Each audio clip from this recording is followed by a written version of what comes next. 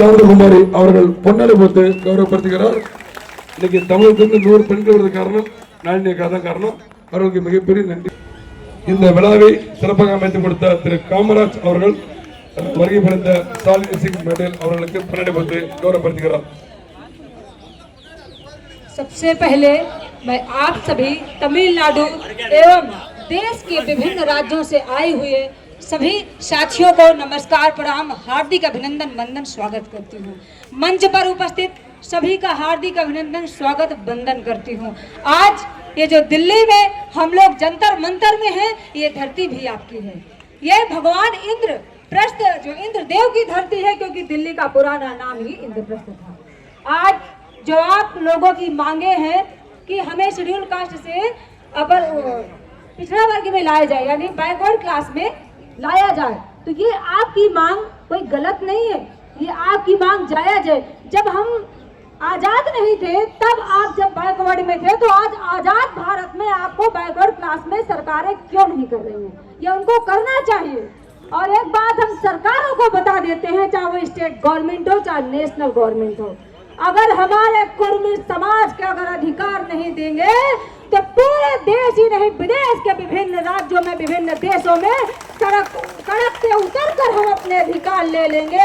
हम किसी सरकार से भीख नहीं मांग रहे हैं, ये हमारा जो है राइट है, हम अपना अधिकार मांग रहे हैं। और अगर सरकारों को लगता हो कि कुर्मी समाज के लोगों को लाठी डंडों के बल से हम लोग को डरा दिया जाएगा, तो याद रखिए देश और स्टेट की सरकार, कुर्मी समाज इतना मजबूत सरकार है कि तुम्हारी सरकारों को उखाड़ के हम लोग फेंकने की क्षमता रखते हैं।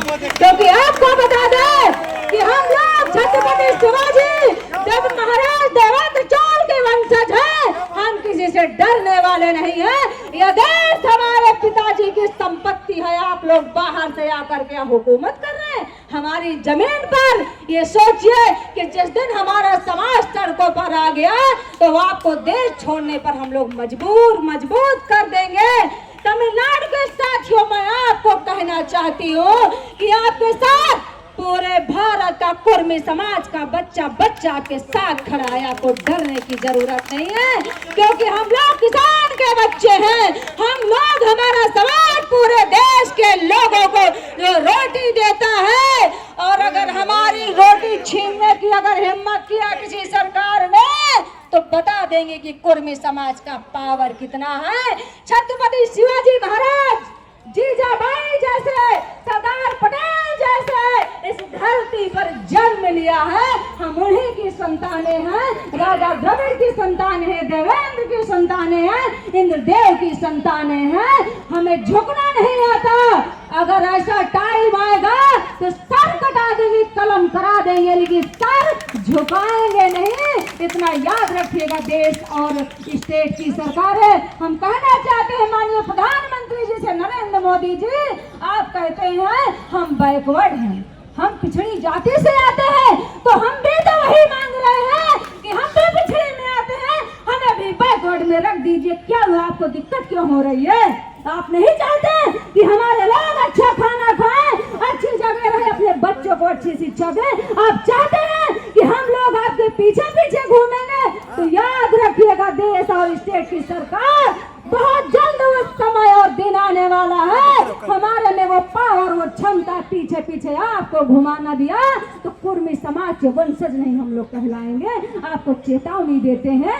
आप सभी को मैं पुनः नमस्कार, प्रणाम, और दिल्ली की धरती पर आपका हार्दिक अभिनंदन, स्वागत, वंदन करती हूँ।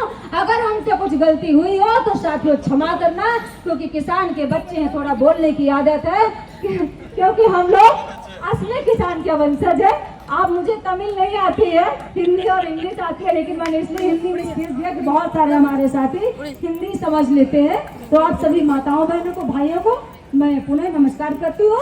और जब भी तमिलनाडु की सम्मानित जनता की, उत्तर प्रदेश ही नहीं देश के समाज की आवश्यकता पड़े, आप एक आवाज दे दीजिए, पूरा जो है भारत देश का कुर्मी समाज आपके साथ खड़ा हो जाएगा। और अगर तमिलनाडु के सम्मानित जनता का अगर एक बूंद पसीना बहेगा, हम लोग ब्लड बहाने की क्षमता रखते हैं। आपके सम्मान में हम लोग झुकने वाले नहीं है।